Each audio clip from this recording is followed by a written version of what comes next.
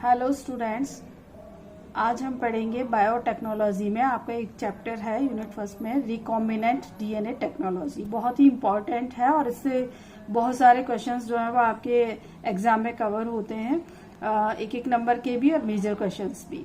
तो आज हम पढ़ेंगे RDT रिकॉम्बिनेंट डीएनए टेक्नोलॉजी।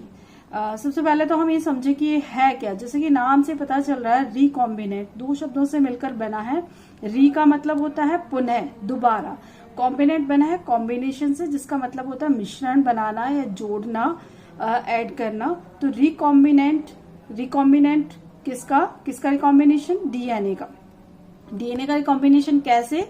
दो डीएनए को आपस में मिलाना, यानी कि एक इंडिविजुअल डीएनए है, ओरिजिनल डीएनए है, जिसमें हम किसी भी ऑर्गेनिज्म के डीएनए को ऐड करना चाहते हैं। उसके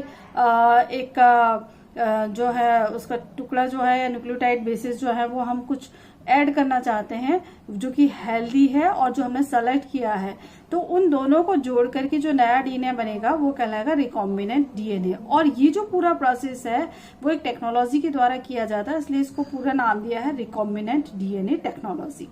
तो RDNA recombinant DNA technology is changing of genes by using in vitro process. In vitro process यानी कि लैब में करना, मैन मेड प्रोसेस है, कृत्रिम परिस्थितियों में करना। और दूसरा होता है इन विवो। इन विवो का मतलब होता है नेचर में, जो अपने आप होता है, जिसमें मनुष्य का कोई रोल नहीं होता।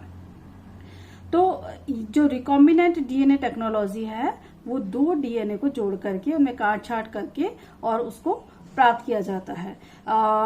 ये जेनेटिक इंजीनियरिंग भी कहलाता है, क्योंकि यहाँ जीन में हेरफेर हो रहा है, जीन की काट छाट की जा रही है और उसकी इंजीनियरिंग की जा रही है, इसलिए इसको जेनेटिक इंजीनियरिंग भी कहते हैं। ये जो टेक्निक है सबसे पहले स्टैनले कोहन और हर्बर्ट बायर और उनके साथियों द्वारा 1973 में खोजी गई।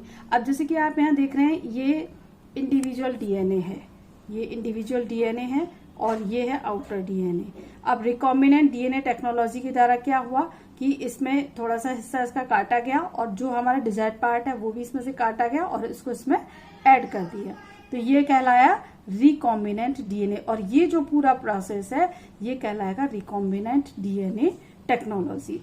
अब इसके मेथड्स क्या हैं? तो चार जो है स्टेप्स हैं वो मेन है इसमें। और फर्स्ट स्टेप है identification and isolation of desired gene, यानी कि इच्छित जीनों को पहचाना और वहां से उनको पृथक करना। दूसरा स्टेप है insertion of desired genes in vector, जो इच्छित जीन है उसको वाहकों में निवेशन करना, उनके साथ जोड़ना। पहले तो हम ये देखें कि वाहक क्या है।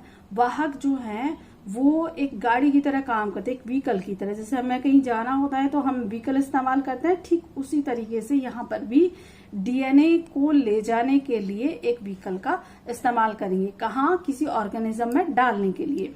तो जो हमारा डिजायर्ड जीन है वो हमने कट कर लिया। कट करने के बाद हम उसको कहाँ कर रहे हैं? वेक्टर में या वाहक में उसको इंसर्ट कर रहे हैं, उसके डीएनए के साथ जोड़ रहे हैं। और ये वेक्टर कौन होंगे? ये कुछ नेचुरल भी है, जैसे बैक्टीरियोफेजेस है, वायरसेस है, और कुछ जो है आर्टिफिशियल मेन मेड भी है, वो हम आगे देखेंगे। थर्ड स्टेप है multiplication of recombinant DNA in bacterial cell. Bacteria जीवाणु कोशिका जो है उसमें जो हमारा रिकॉम्बिनेंट डीएनए है उसका मल्टीप्लिकेशन है, बहुगुणन होना। बहुगुणन क्यों कर रहे हैं? ये जो वेक्टर जब बैक्टीरिया सेल में जाएगा तो ये वहां पर मल्टीप्लाई होगा। मल्टीप्लिकेशन जब इसका होगा तो इसके डीएनए के साथ साथ जो हमने हमारा जो डीएनए डाला है आउटर डीएनए वो भी रेप्लिकेट होगा। और ये जो बैक्टीरिया में जो वेक्टर एंटर कर रहा है इसके डीएनए के साथ आउटर डीएनए हमारा डिजायर्ड जीन भी है, तो ये भी रिकॉम्बिनेंट डीएनए कहलाएगा, क्योंकि इसमें डीएनए का दूसरा हिस्सा जुड़ गया है। और फोर्थ स्टेप जो है वो है identification of useful clone genes and their transfer in other organisms. उपयोगी क्लोन किए गए जीनों की पहचान करना और अन्य जीवों में इसका स्थानांतरण करना। तो वो हम कैसे करेंगे कि जब ये मल्टीप्लाई हो गया तो मल्टीप्लाई होने के बाद हम इसको जो हमने जीन ऐड किया है उसकी कॉपीज हमको बहुत सारी मिल जाएंगी और उनको हम आइडेंटिफाई करके वहां से अलग कर लेंगे और जिस भी ऑर्गेनिज्म में इसको ट्रांसफर करना है वहां हम इसको ट्रांसफर करेंगे। अच्छा, हम फिर से आते हैं हमारे फर्स्ट स्टेप पे। फर्स्ट स्टेप हमारा है identification and isolation of desired gene, इच्छित जीनों के पहचानना और उनको वहां से पृथक करना। तो कैसे पहचानेंगे ये? इसके लिए क्या होता है कि जीन वन एंजाइम थ्योरी पढ़ी थी आपने, है ना। तो जो प्रोटीन को कोड करने का काम कौन करता है? जीन करता है। तो जो स्पेशल प्रोटीन है उसको कोड करने का काम जो जीन कर रहा है, स्पेशल प्रोटीन को पहचानेंगे, उसी से हम जीन को पहचान लेंगे। तो वहां से उसको हम अलग कर लेंगे। अलग कैसे करेंगे? उसको कैंची से काटेंगे। कौन सी कैंची? कैंची है रेस्ट्रिक्शन एंडोन्यूक्लियस एंजाइम। और क्योंकि ये काटने का काम कर रहे हैं इसलिए इनको आणविक कैंचियां भी कहते हैं या मॉलिक्यूलर सीजर्स भी कहते हैं। और ये जो रेस्ट्रिक्शन एंजाइम्स हैं ये 3 तरह के होते हैं, टाइप 1, टाइप 2 और टाइप 3। ये हम बाद में देखेंगे।